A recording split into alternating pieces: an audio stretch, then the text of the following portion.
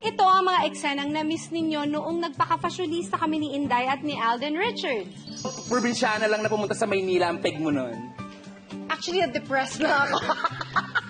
Di ba gano'n naman pagka may pinagdadaanan ka sa career, actually, biglang pinag-iinita mo yung buhok mo. So that time, pinag-iinita ko yung buhok ko, nakaganda naman. Sumabay naman. So, okay naman siya. During that time, it was more of parang medyo grungy look. Yung mag-gown ka, tas naka-boots. Oh, ganun yung grungy, akala ko grungy. Yun yung parang style nila. But I didn't want to apply that na yung sobrang grunge naman. So ako medyo classic pa rin yung lines. Like, yun nga, naka-gown.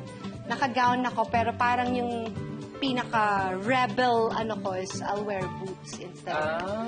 Pero winner yung puti ng mo doon, back? Tsaka nung leki-leki mo doon?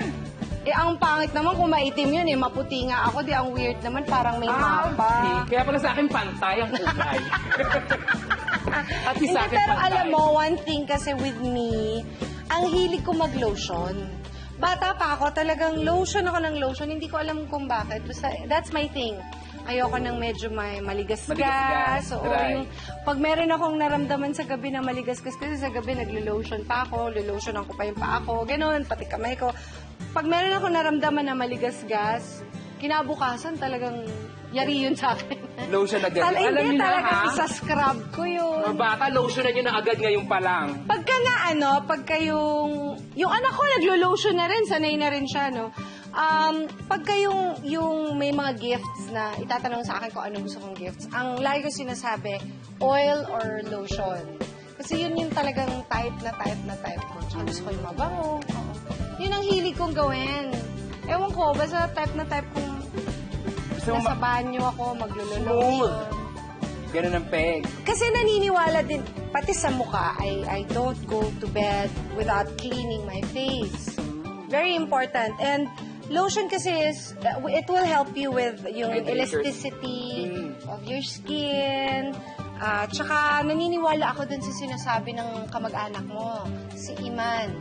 Oh, si Iman. Si Iman. Ano sabi ni Iman? Sabi ni Iman, if you take care of your skin now, it will take care of itself later on. Oh. So sabi niya yun. Pag sinabi niyong hubad, hubad. Oh! Hoy! Hoy! Nagbibihis ako dito, Inday. Ba yan? Kuya. Wag po. Wag po.